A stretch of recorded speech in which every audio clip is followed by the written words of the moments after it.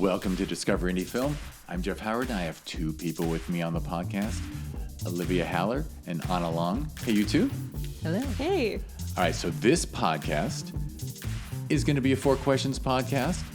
I will explain that in a second, but that's just to tell you all, the podcast before this one in the Discover Indie Film podcast feed is an interview with Olivia and Anna, where we talk all about your screenplay, The Experience, and your lives and whatnot, and how Olivia became a screenwriter and actor. And Anna was on the podcast number 618, released December 1st, 2025. So if you want to hear Anna's life story, go to that one. All that setup was to say that this is a 4 questions episode. Anna answered the 4 questions back in December, which means this one will just have Olivia answer them, but Anna can throw in any titles you want, anytime. But the 4 questions are: name 3 films that you love, name an underrated film, name an overrated film, and name a lesser-known film for people to seek out. It's obviously just an excuse to chat about movies and TV. You can always put in a TV series instead. And, I've been joking lately now, but it's not a joke, that once you know someone's favorite films and or TV shows, like, you know that person, right? It's kind of a touchstone in our society. Like if someone's favorite film is Eternal Sunshine of the Spotless Mind, I know I'm going to like that person.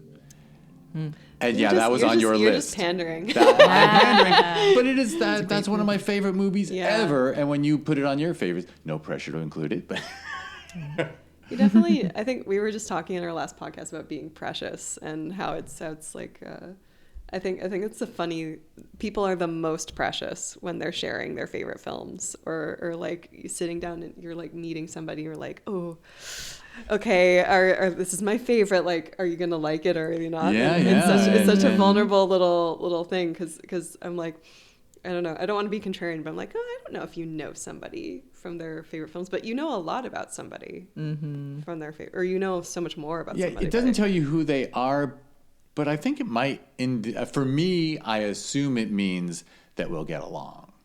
I think so too. Because if you have, if someone's favorite film is Top Gun, we're not. Just never have anything to talk about. I just find it boring, so I'm probably going to find that person boring. And I'm willing to be that kind of jerk. So a closed-minded jerk. So anyway.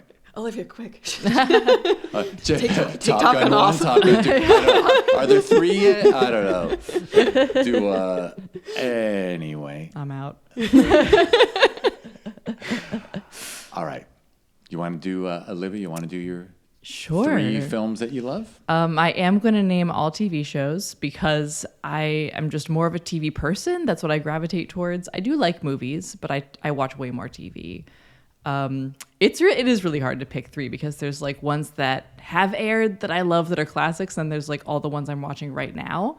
Well, because we wrote a horror feature, I have to give a shout out to Midnight Mass, which I also shouted out in the interview portion of the podcast. But in talking about folk horror, when I was raised Catholic, and when I watched that, I was like, this guy gets it. Like, Mike Flanagan was also raised Catholic, and the way he presents religion as sort of this like simultaneously incredibly life-giving like force for community and healing and acceptance, like it's so beautiful, and then simultaneously it can be so dangerous when it's used incorrectly, and like so abusive and manipulative, and like literally kills people.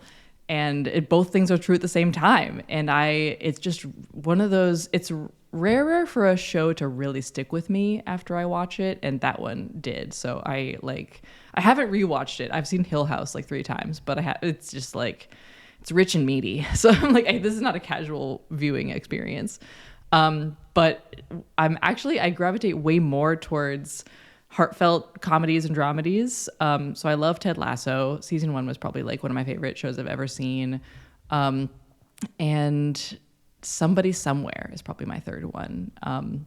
It's just like also very like heartfelt and a little bit slice of life, and engages with like faith in a cool way that I don't usually see represented.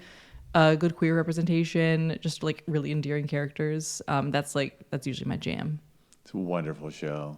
I love that show. And fine, I'm going to watch Midnight Mass. You got me. Do it. You know what? It's honestly, I've been rewatching it over the Easter holiday. That- 'Cause it's technically very appropriate. an Easter show, I Yes, it think. is. So it's very timely. Mark your calendars. Get Yeah, ready for the best way to celebrate Easter. Midnight Mass. And actually, Midnight Mass is Easter. Yes, Midnight Mass yeah. takes place over Easter, right? I think so. Yeah. God, what if I'm wrong? Still, even if I'm wrong, it's great. That's definitely when maybe I'm just remembering like the time of year that I watched it, because I remember it happening right around like Lent and Easter time in the spring. Yeah. For sure. And I'll just back you up on Somebody Somewhere. We've binged it twice so far.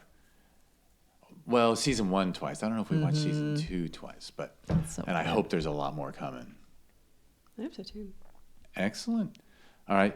And Anna, you want me to say what your favorites were? Okay, wait. No, I think you got to quiz me. I'm sure you gave me Eternal Sunshine of the Spotless Mind. I did, yeah.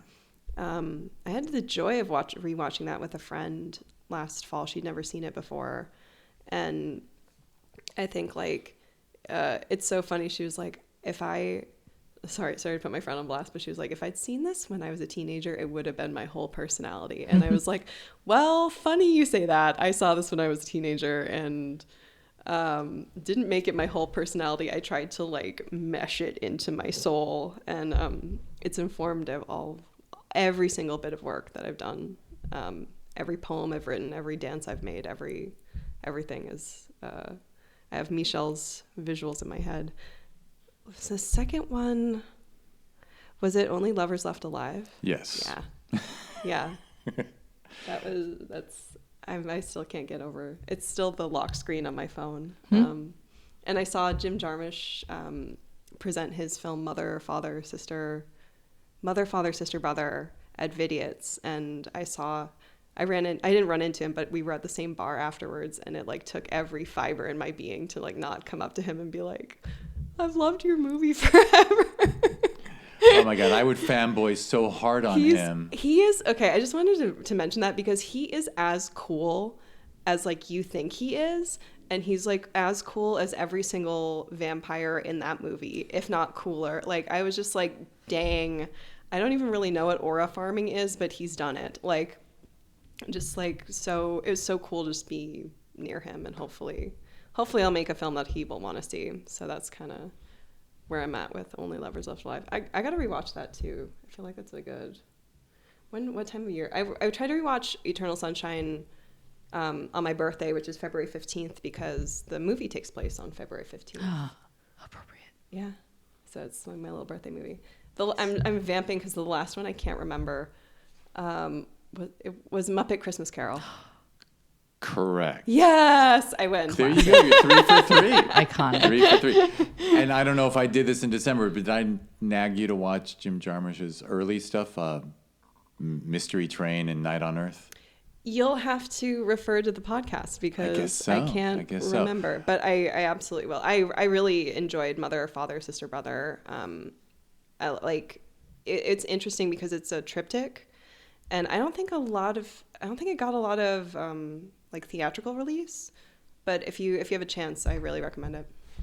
Excellent. All right. Well, question number 2 is a film you feel is underrated, or TV show. TV shows feels underrated is A League of Their Own, the TV show that came out on Amazon in 2022, I think. Because I loved the original movie, which is not underrated. It's exactly rated correctly. It's so good.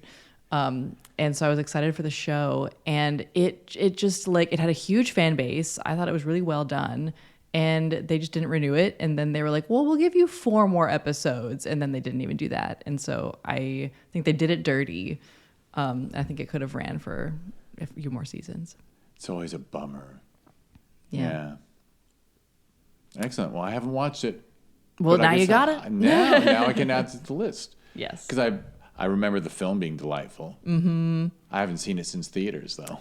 I think that the part of the ethos was that they were giving more credence to like the storylines of like queer players and black players, whereas the original movie like hinted at them but like couldn't bring it out into the open because of when the movie was made. And so the show centers more around that, and it's still like has like the sort of the gumption and the joy of the original show.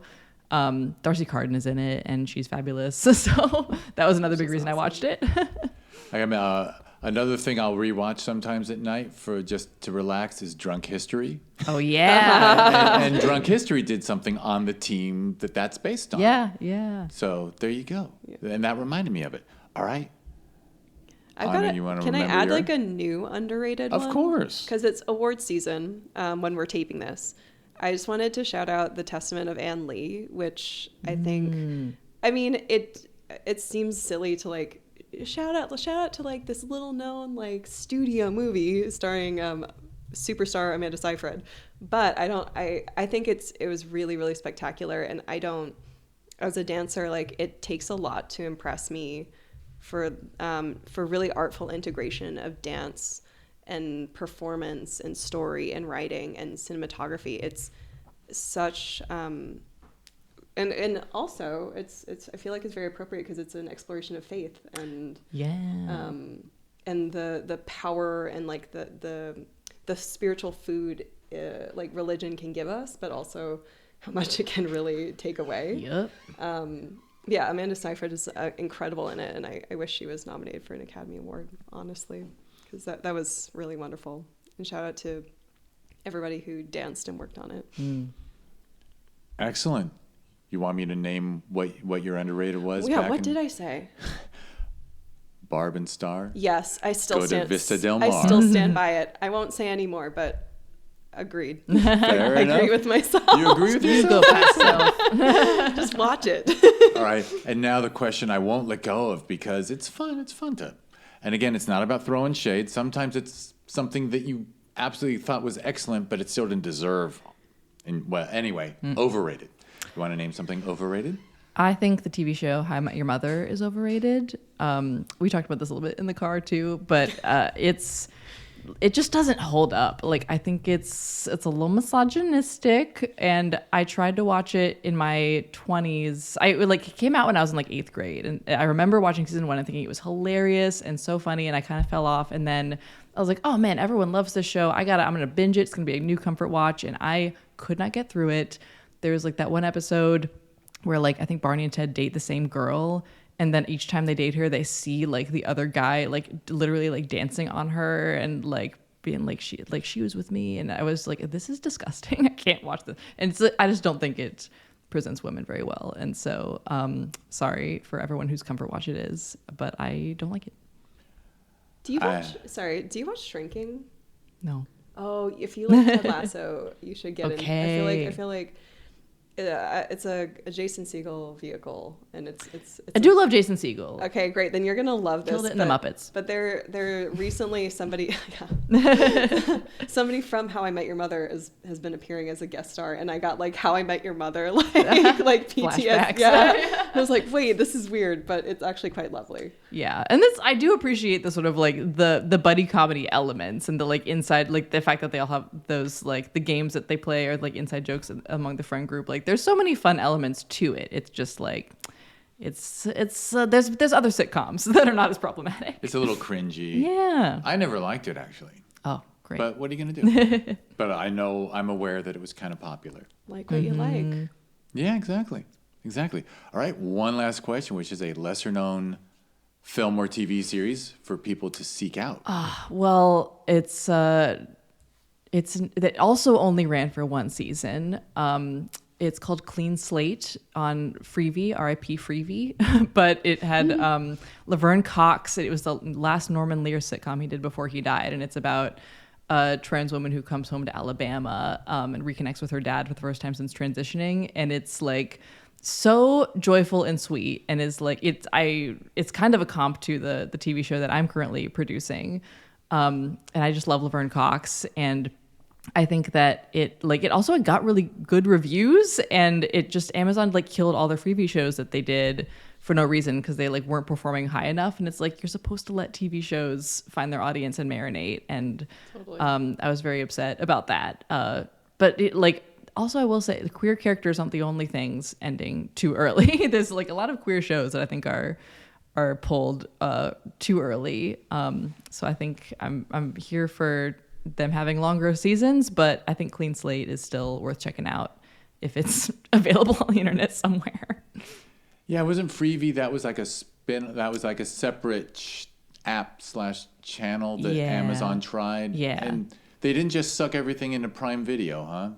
Maybe they did, and I just haven't looked. Because where it I mean, lives if they now. bothered to spend the money to produce stuff, they should have just fine. Well, You'd think. how many There are certain streamers do they shows need? that I like. That's why I think people are talking about physical media more now, because there are shows that, like, if they get pulled from streamers, you just can't watch because we don't have DVDs anymore. So like a Generation, which was on HBO, I didn't watch when it was out, and I just was recommended to watch it, and so I've been meaning to see it, but like it's just HBO pulled it, and it's like I think you have to live in Canada or something to watch it now. So it's a huge bummer. I think we need to figure out a solution for that. For just sure. go to Canada. Oh yeah, that's Just true. go to Montreal. Yeah. Your next I production guess we meeting should up live in north. Canada. Go to Canada and watch Crave. I think Crave is the Hell channel that has yeah. all the Crave that produced Heated Rivalry. Oh, duh. There, We that's, know that's, her. the, We love her. that's the HBO of Canada. Yeah, when we're my best friend is in Vancouver. So Nice. yeah. Anyway, Crave, if you're listening, watch out for And Also With You. Oh my God, please, Yeah. Crave, call me. Call me. I'm coming to the cottage, Crave. and by the way, I skipped Anna's overrated, but you remember you're overrated from December. Oh, I'm sure it was. Oh my gosh, what was that Damien Chazelle movie? It was La La Land. Yeah, it It was. was La La Land. And we had Clean Slate for Olivia's lesser known. Remember your lesser known? I'm sure it was the Young Girls of Rochefort. Absolutely. But I also want to add, because I'm me, to Jeff's horror recommendation corner, which is also like criminally underseen as The Vordelak, which is a French film. I think came out relatively recently in like maybe 2022. But it's a French film that is a vampire movie that has all of the vampire elements and will surprise you at every turn. It's totally creative, totally beautiful. Like the cinematography is gorgeous, and it's weird, it's exciting, and it's a little sexy. Excellent. I do love I love vampires and werewolves. They're just so cool. I don't think people saw it because it was that weird like pocket of time. It must have been around like 2021, 22, 23 where like really good stuff was happening, but stuff kind of got like zipped under the radar. Yeah. But yeah, more people should check it out. I think it's also a tight 90, so like I love that. Love a tight 90. I hope that comes back, right? Because yeah, with streaming, like I think overly long films got sort of, I don't know, started just happening too often. I think it's of what I heard, it's an algorithmic thing. It's literally like 2 hours 20 minutes is precisely the amount of time that will hold your attention for longest before you give up. Right. But 90, you watch and it ends and you're happy.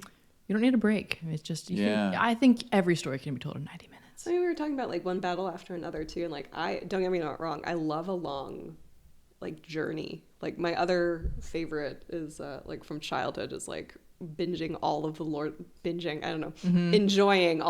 of the Rings films as much as possible. But I also love a movie that has a beginning, middle, and end in under 2 hours. Yeah, that's true. You just have to you have to earn that 2.5 hours.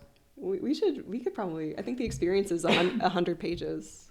Oh yeah. Yeah. Oh yeah, we can do a tight 90 for sure. Yeah, let's do it. Oh, 100 turns into 90. Yeah, when you edit properly. But if you don't fall in love with anyway. All right. Let me do the wrap up, which is thank you, Olivia. Thank you, Anna. Thank you both for being here. There are links in the show notes to both of these artists. You just go to their social media, go to whatever. I don't know if you have a website, yeah? I do have a website. Yeah. Do you have a website, Olivia? Olivia has a Olivia website does. too. And some allergies. So anyway, but you got far enough away from the mic. We're all good. So just check the links in the show notes to learn more. Keep an eye out for everything these two do and watch their shorts. And hopefully you're going to have a feature someday very soon. So with that said, go to discoverindiefilm.com to learn more about this podcast and the things that grow from it on social media. It's always at DIFwins.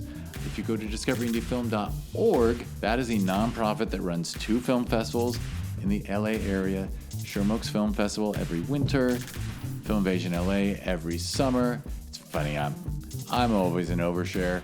I used to always say December and June, but there were some things that went on, and Film Invasion just moved from June to August. Yay, that's year. exciting. Wow. Is that better? I don't know. Doesn't matter, I don't know right? what next week is going to bring. Yeah. But are you excited? Well, it was sort of forced upon us, but I'm trying to look on the silver lining is we won't be going up against Father's Day and graduations. Yeah, that's awesome. And also, I am aware that in August, pretty much the whole continent of Europe goes on holiday. So we might get more Europeans coming out. That's great. I think the audience at Film Invasion LA, from what we experienced both as like a director and as a writer, it makes a difference to have a full engaged audience, and it was like one of the warmest welcomes I think I got on my festival circuit. So Totally. So come Europeans, water's warm. Yes. All right. Films are good. and so that's discoveryindiefilm.org will get you to the websites and social media for both Sherman Oaks Film Festival and Film Invasion Los Angeles. And of course, I have to mention that Film Invasion Los Angeles had a baby. No, is that the right way to say it? But after many starts and stops, I mean, there was almost, I could name all the cities where there was almost another Film Invasion, but the people who approached us about doing it always wanted us to do the majority of the work, and I was like, the team's kind of busy with our 2 LA-based festivals, but there's an amazing team in Lima, Sylvia and Chevy, and they ran a wonderful festival, Film Invasion Lima, in Lima, Peru. And I'm certainly jealous when I see the theater was in the Spanish Quarter. It's beautiful, 100-year-old theater, Spanish architecture. Although it does bring up, I won't bring up colonialism, but anyway. But it is amazing when there's a South American city and all of a sudden you enter a neighborhood and you could be in Seville, Spain. It's like something else. But anyway, so that's Film Invasion Lima. And all the info for Lima is actually on the Film Invasion LA website. We just made Lima a tab there so that we wouldn't have to spend money on Lima's own website, right? We're on one website, not 2. Anyway, a lot of superfluous information there. Olivia, Anna, thank you both. Thanks for Thanks having for having us. And thank you everyone for listening.